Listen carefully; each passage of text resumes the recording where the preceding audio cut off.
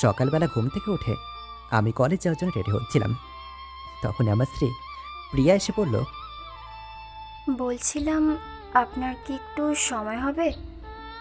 কেন? আমি একটু মার্কেটে যেতাম। তো যাও, কে বারণ করেছে তোমাকে? কেউ বারণ করেনি, মা বলেছে আপনাকে সঙ্গে করে নিয়ে যেতে। আমি পারবো না তোমার সঙ্গে মার্কেট যেতে, যাবার হলে একাই যাও। আচ্ছা। আর আমার ব্যাগটা নিয়ে আসো। হুম, এই নিন। আমি কলেজ যাচ্ছি, মা এলে মাকে বলে দিও। ঠিক আছে, সাবধানে যাবেন।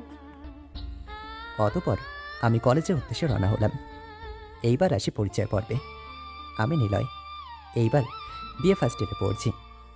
আমরা দুই ভাই এক বোন, বোন সবার বড় এবং বিবাহিত, তারপর আমি, আর তারপর একটা ছোট ভাই আছে। এতক্ষণ যার সাথে কথা বলছিলাম তিনি আমার অর্ধাঙ্গিনী, যদিও আমি তাকে এখনো মেনে নিতে পারিনি। ওর নাম হলো প্রিয়া, আমাদের বাড়ির কাজের মাসির মেয়ে। এখন ক্লাস 10-এ পড়ছে। পড়াশোনাতে মেধাবী হওয়ার কারণে মা ওকে এখনও পড়াশোনা করাচ্ছে। আজ থেকে 2 বছর আগে আমাদের বিয়ে হয়েছে। প্রিয়া তখন ক্লাস 8-এ পড়তো, আর আমি তখন ক্লাস 11-এ পড়তাম।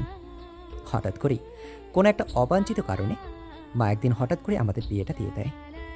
কিন্তু এত অল্প বয়সে বিয়েটা হওয়াতে আমি কিছুতেই মেনে নিতে পারিনি, তাই প্রিয়াকে আমার স্ত্রী হিসেবে মানি না। মা রান্নাঘরে রান্না করছিল, প্রিয়া মায়ের কাছে গিয়ে দাঁড়ালো। মা প্রিয়াকে দেখে বলল, প্রিয়া, কিছু বলবি মা? উনি তো বলছেন আমাকে মার্কেটে নিয়ে যেতে পারবেন না। আমার কথা বলিসনি? বলেছিলাম, উনি বলল সময় নেই, আমাকে একা যেতে বলেছে।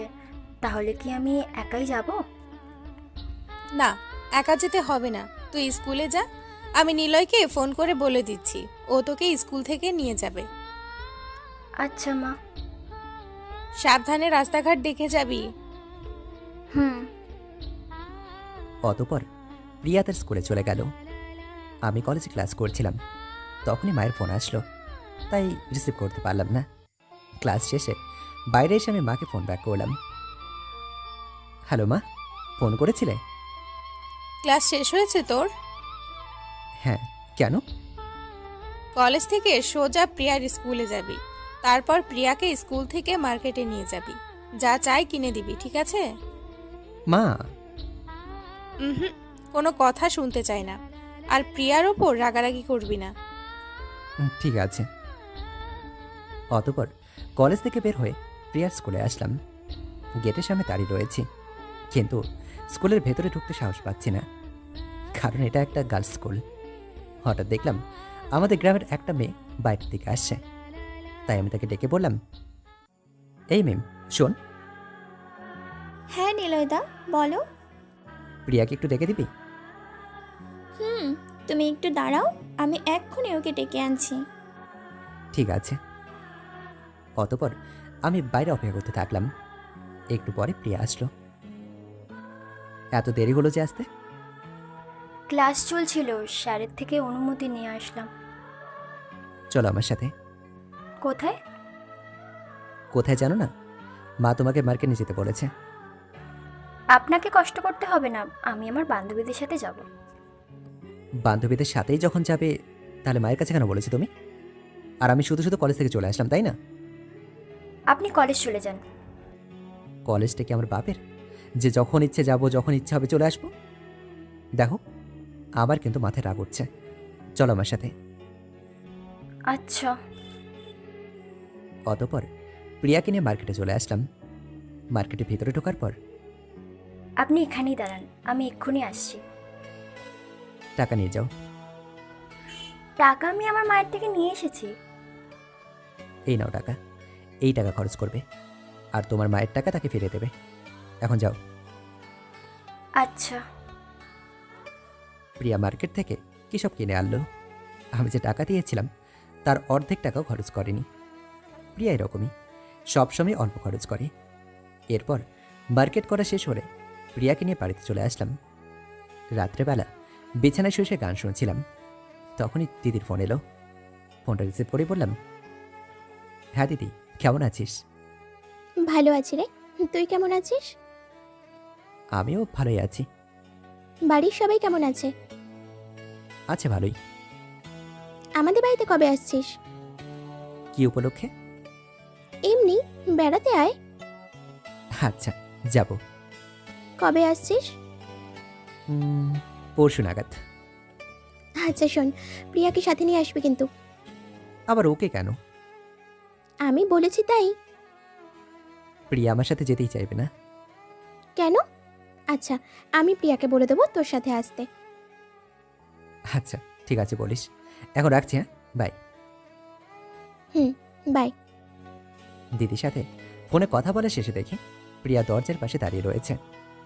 আমি ওকে দেখে প্রশ্ন করলাম, কি ব্যাপার, দরজার ওপাশে দাঁড়িয়েছো কেন তুমি? মা আপনাকে ডিনার করতে ডাকছেন। তুমি যাও, আমি আসছি।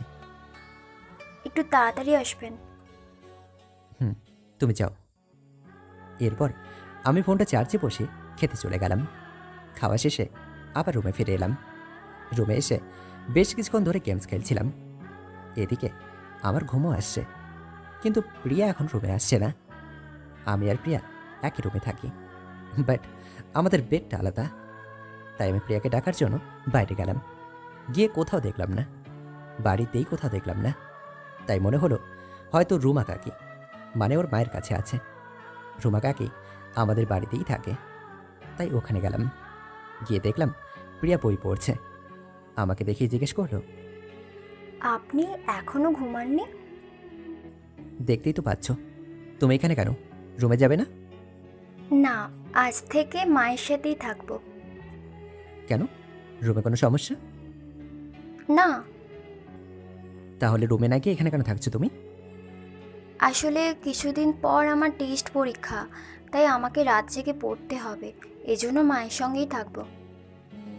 পরীক্ষা তো কি হয়েছে, রাত জেগে তো রুমে বসে পড়তে পারো, তাই না? রুমের লাইটটা জ্বললে আপনি তো ঘুমোতে পারবেন না। আমার একটা পড়ার টেবিল আছে, ওখানে টেবিল ল্যাম্প আছে।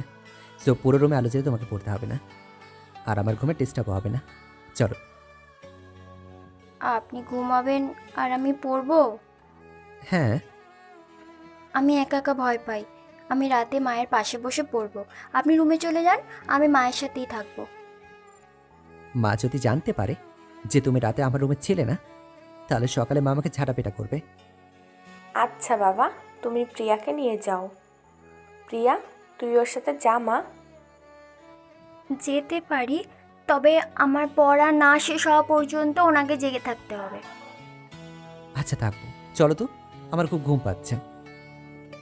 আহ, এখনই ঘুমিয়ে পড়লে অত রাত পর্যন্ত জেগে থাকবেন কিভাবে? হ্যাঁ, প্যাচাল বাদ দিয়ে চলো তো রুমে। ঠিক আছে, চলুন। অতপর প্রিয়াকে সাথে নিয়ে আমার রুমে চলে আসলাম। রুমে এসেই সে আমাকে জিজ্ঞেস করলো, আমি কোথায় পড়বো? আমার মাথার উপর। ওখানে বসবো কিভাবে? ফাজিল মেয়ে, একটা থাপ্পড় দেবো না। টেবিলে নয়তো বেডে পড়তে বসো।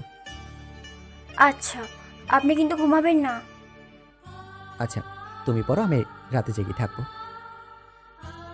প্রিয়া ওর নিচের বেডে পড়তে বসলো, আর আমি আমার বেডে বসে বসে ফেসবুকিং করছিলাম।